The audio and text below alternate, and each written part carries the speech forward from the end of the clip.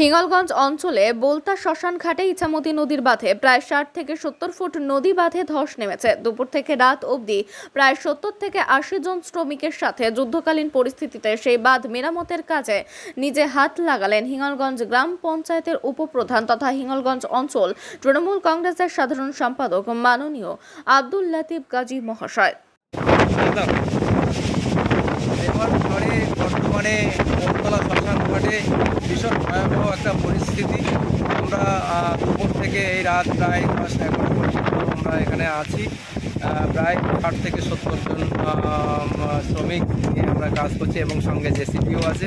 60 থেকে 70 ফুটের মতন জায়গা নেমে গেছে এবং সাথে সাথে খালি রাস্তা ছিল, খালি রাস্তা সহ।